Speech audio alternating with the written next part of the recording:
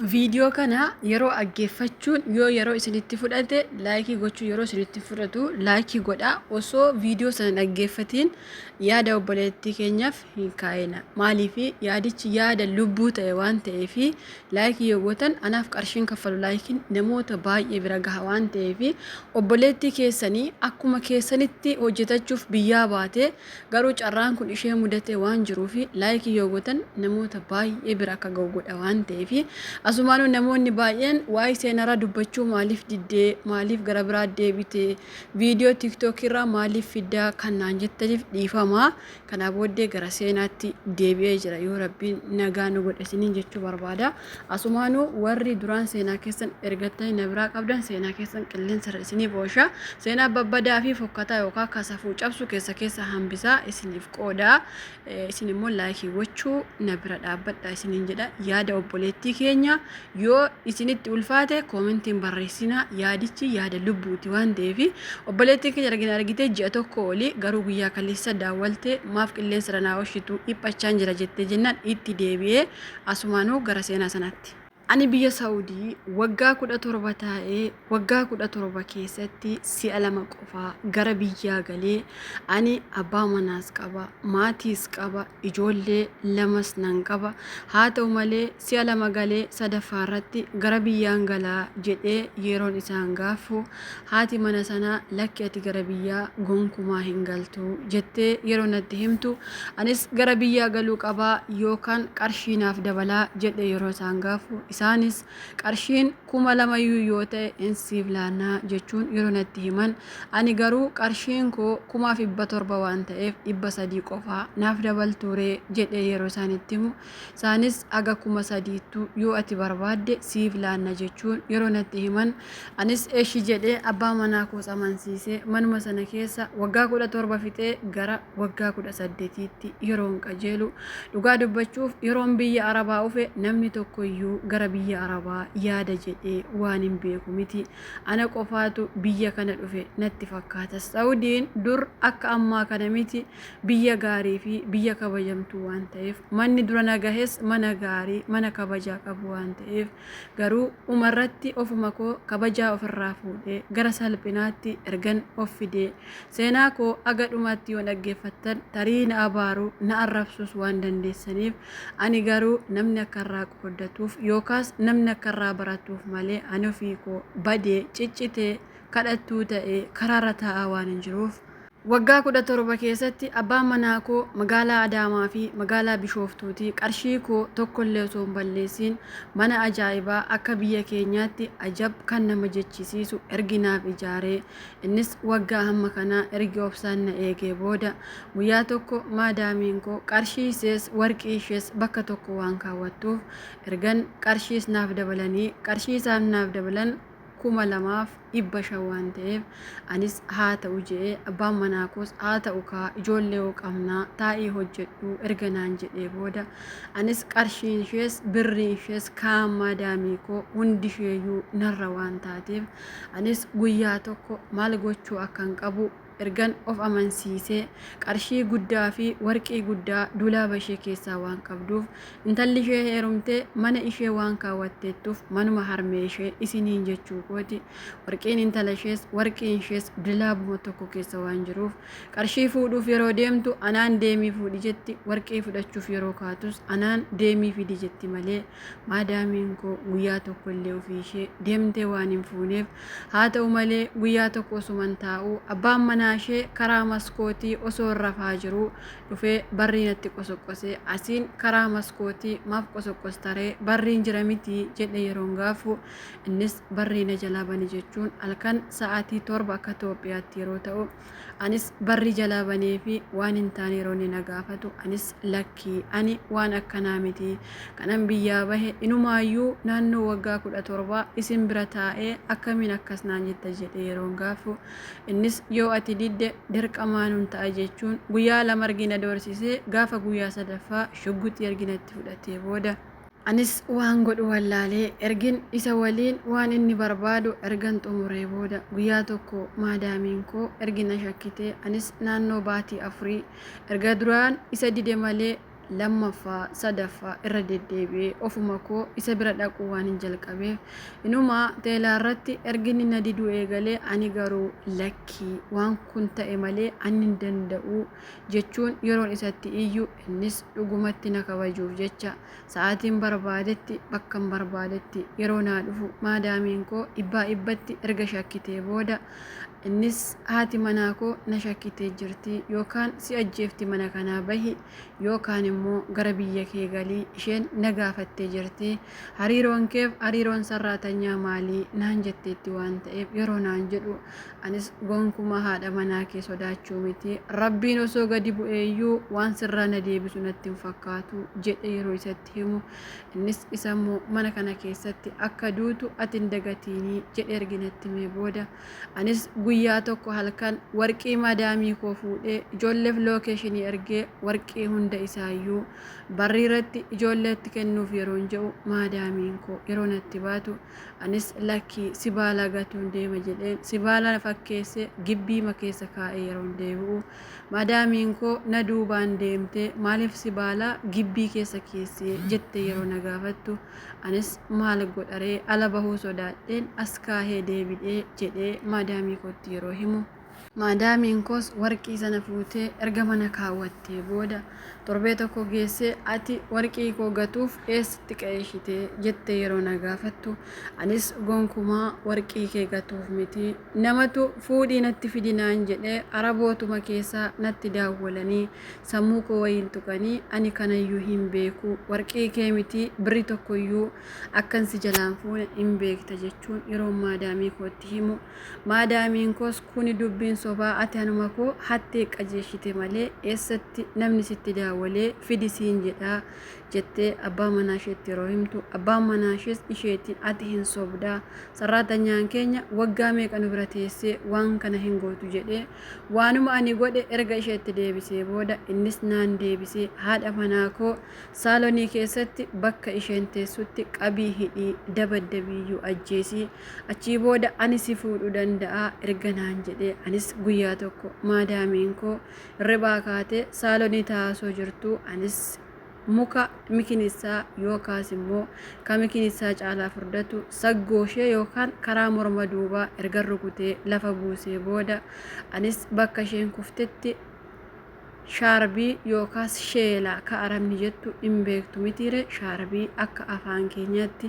isa fuudhee afaan ishee hidhee saalonii keessa ergan kaahee booda tarii isheen ijoolleen qabdu jechuu dandeessani ijoolleen ishee kaan fuudhanii jiru kaan immoo heerumanii jiru ijoolleen jirtu immoo gara mana barumsaa waan deemteettiif kuni kan raawwate ganama naannoo sa'atii 3 roobii waan ta'eef maadaamiin koos ergachitti gaggabdee booda abbaan manaa ishees waan dhufee yeroo ani ishee kuffise rukute itti himeera waan ta'eef amma eessa jirtiree jechuu yeroo na gaafatu anis isheenoo kunootii saalonii keessa kuftee ciiftii ergan jedhee innis achi duuba yookaas karaa barrii duuba achi naanna'ee poolisiitti akka inni daawwalu ergan baree booda anis mana sana keessaa fiigee bakka hin jiru hin beeku suuqii yookaas bigaalaa kan jedhamu ergan seenee booda bakka isaan na barbaadan waan isaan na gochuuf jedhan sirriitti waan hin beekuuf anis ergan deemee booda haa ta'u malee baay'eeyyuu hin fagaanne naannoo sikeendii 5 yookaas sikeendii 2 hin taatu takkuma shurxaan narraa yaa'ee erga na qabanii biyyuma kana keessatti na dabaddabanii maadaamii kootiinis ana miti kan rukutee namatu qoricha natti naqee rukutee manaa bahe malee ana miti ani garuu bakka isheen kuftetti qabee ol kaase jechuun akka ashaaraan na darbullee ergan jara sobee booda akkamitti sobdee jechuu waan dandeessaniif erga isheen kuftee sobee qaqqabee yoo ashaaraan irratti bahe nama turkute jechuun akka isaanitti himu sirriitti waan hin beekuuf anis yeroo san ashaara na gaafatan lakkisaa namni nattis qoricha naqee ishee immoo ol darbee rukute eenyu akka ta'e immoo ani hin beeku ergin jedhee abbaan manaa ishee garuu akka ana ta'e sirriitti erga dubbatee booda anis lakki jennaan maadaamiin koo sirriitti waan na jaallattuuf lakki isheen akkas nan gootu jechuun yeroon mana hidhaa deemee naannoo baatii lama erga hidhamee booda akka ilmoo isheetti mana hidhaa keessatti nyaata natti guurti waan isheen natti hin finne hin jiru ji'a lamaa booda yookaas baatii lamaa booda akka ani badii hin qabaanne yookaas akka ani isheen rukunne deemtee erga himtee booda ergati jettee nuti humaan goonu jechuun mana hidhaatii erga ganna baasanii maadaamiin koos erga nagashitee mana ishee keessa naannoo baatii 5 yookaas ji'a 5 ergan hojjedhee booda abbaa manaa kootti daawwalee anoo waan na mudate hin beeku araba waliin wallolee naannoo amma kanaa hidhame ergin jedhee abbaan manaa koos qabeenyi jira waan ta'eef gara biyyaatti galee insi gaha jedhee yeroo na gaafatu anis gara biyyaa galuun barbaadu warqiin akkasii mana kana jira yoon kana gurgure biyya keenya keessatti birrii guddaa waan nuuf baasuuf akkamoo yeroon jedhu abbaan manaa koos arraa booda ni kaasirraa buuseera yoo ati kana hojjetta ta'ee rabbiin galanni haa ga'u waan hundumaa nuuf kennee jira kanarratti maaliif hatta jechuun yeroo inni na gaafatu anis gonkumaa yaada isaa didee guyyaa tokko maadaamiin koo osoo isheen rafaa jirtu warqii fuudhee sawwaaqatti daawwaladhee ijoolleen lookeeshinii naaf ergite ergan bahee naannoo sa'aatii tokko yookaas daqiiqa 30 yoo osoo hin deemin fittashaan yookaas poolisiin karaarratti sawwaaqa sana qabee osoo fattashaa jiru anaanis duubatti argee sarratanyaa kana eessa dhaqatta yeroo jedhu inni isheen haadha manaa kooti jedhus tasayyuu dhaga'uu waan hin dandeenyeef achirraa na buusanii anallee isallee ergi mana hidhaa geessanii booda wayyaa koo yookaas bakka uffanni koo jiru yeroo fattashan warqee ajab isin jechisiisu biyya kana keessatti riyaala 50 yookaas riyaala 60 sirriitti waan baasu waan ta'eef warqeen sun lama baay'ee waan ulfaatuuf warqii mormaa fi ka harkaa ka gurraa hundasaa walumaa galatti kan nama lamaa fuudheen baheera waan ta'eef haa ta'u malee ergi qabamne mana hidhaa seenne booda achi maadaamii kootti daawwalanii isheenis dhuftee warqii koos fudhattee feetan ajjeesaa feetan immoo baasaa kanaa booda ani harka keessaa fudheera jechuun kuruuj kan jedhan yookaas biyya kana keessatti inseentu kan jedhamu erga kanarratti mallatteessitee booda mana hidhaa keessatti naannoo waggaa 3 ergan hidhamee bayii gali jechuun ergan maraadhee eenyu akka na baasisin beeku gara biyyaatti deebi'ee yeroon galu abbaan manaa koos fuudhee abbaa ijoollee lamaa ta'ee jira anis jaanja'ee mataa koos waan hin beekneef karaatti bahee kadhachuu yookaas immoo of wallaalee asiif achi deemu malee waan tokkollee furmaatan qabu waan ta'eef amma deebi'ee biyyuma Saa'udii kana keessa waan hin jiruuf garuu hojii dhabee biyya kana keessa ala bakka ijoolleen ijaazaa jettu sana achi taa'aa waan hin jiruuf ani biyya galee sammuun koof wallaalee jennaan gara biyya arabaatti yoo deebitee sammuun ishee mijataa fi yookaan sirrataa fi jedhanii na deebisanii waan ta'eef ani amma waan sinitti machuu barbaadu gara biyyaa galuufis gara biyyaa galuu hin danda'u ani ergan deebi'ee ufee waggaa tokko waan hin fixeeruuf biyya keessa naannoo baatii 2 yookaas naannoo baatii 3 waan hin teenyeef qabeenya abbaa manaa koo gaafachuufis an sammuu waan hin qabaanneef ani waan isinitti himuu barbaadu seenaa koo keessatti namoonni mana arabaa keessa isin gahee bakka gaarii isin gahee keessaafuu madaamii gaarii bakkeerraa yoo nyaata bittu isiniif illee bittee galtu kaardii hin bittani saamnaa shaambuu kan akka wayyaa waan tokkoyyuu hin bittani isheetu waan hundumaa isiniif bita yoo ta'e waan tokkollee akka hin hanne namoonni biyya arabaa keessatti hattan umni keessan akka koo akka salphattan sirriitti waan beekuuf har'a garuu ani miidiyaarra bahee yoo kadhes omaa carraan qabu biyya galees sammuun koof wallaale waan ta'eef deebi'ee dhufe asittis ijoolleen na nyaachisa ijoolleen na obaasa mana ijaazaa keessatti ijoolleen bakka lamatti otuma ni ciisuu deemanii mana jijjiiratanii anumaan baqachuuf bakka biraatii mana kireeffata waan ta'eef har'a garuu ani rakkadhee siqaayii yookaas gidira hamma kana keessa waan hin jiruuf biyya kana keessatti lubbuun koo akka baatu ani sirriitti waan hin beekuuf obboleeyyan koo biyya namaa keessa teessanii mana arabaa keessatti waan tokko hatu yookaas immoo yoo arabni isin dhowwattellee waan tokko fudhachuu kan barbaadan umni keessan akka koo waan ta'uuf irraa of eegaan aamsa kootii galatoomatti obboleettiin keenya seenaan kun erginaaf ergame naannoo ji'a tokko fixee jira isiniin je'ee jira turuu koof dhiifama obboleettii keenya seenaa kana nuuf erguu keef guddaa galatoomi dhugaa dubbachuuf mana namaa keessatti keessaafuu Saa'udiin kun yeroo bara isheen hidhamte amma miti akka ammaa seetanii tarii waa hattanii salphina akkasitti dhufne bara kana keessa arabni sootiin hatiin si ajjeefti garuu dhugaa isheeti waggaa 17 18 waggaa 11 12 dura arabni warra gaariidha keessaafuu biyya kana keessatti sarratanyaan kabajaa qabdi turte amma garuu sarratanyaan kabajaa hin qabdu obboleetti keenya ani homaanaan hin jee yookaas nattiin aariin malee situ badii qaba jechuu barbaada sababiin isaa maadaamiin kee nama gaariidha qarshii illee sii dabaltee jirti 2500 jechuun qarshii guddaadha jechuudha akka yeroo sanaattis akka ammaattis garuu ati yeroo sana karaa baankii argattullee birriin xiqqaatullee ka arabni siif laattee fi kan rabbi sii laate si gaha jechuudha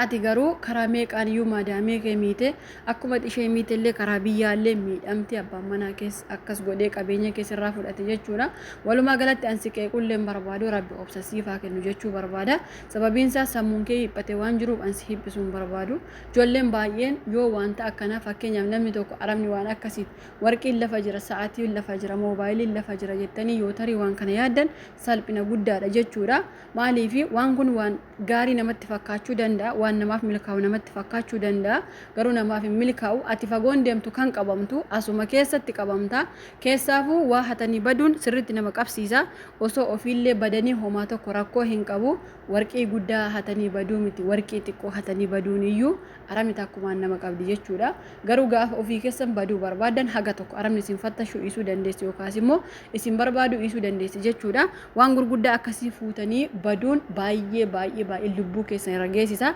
osoo araba ammaa taate rabbiitu ishee oshira malee hin ajjeefti jechuudha maaliif araba ammaa isin iyyuu hin beektanii hedduu ulfaata waan akkasiirra sirriitti of eeggadha waan rabbi nuuf laate baay'ee gahaadha maaliif waggaa 20 yoo teenye hojjenne fayyaa keenya taane rabbi fayyaa nu teessise waan ta'eef nu gaha jechuudha maaliif waggaa 30 waggaa 20 yoo biyya arabaate somaata akka rakkoo hin qabu biyya kee galtee mucaa godhachaa jumaatii kee dubbisaa jireenya kee uffachaa asiillee qarshii kee argachaa kana gochuu hin danda'ama garuu ummata akkumaan sooroma jedhanii kan namaa fuudhuun baay'ee salphina akkuma obboleetti keenya ammaa jechuudha dafqanii buluun iyyuu baay'ee ulfaateera garuu hatanii buluun immoo agam akka nama salphisu isin iyyuu hin beektu jechuudha viidiyoon kun yoo isinitti tolan laayikii gochuun dagatina koomentii obboleettiin keenya maal akka gochuu qabdu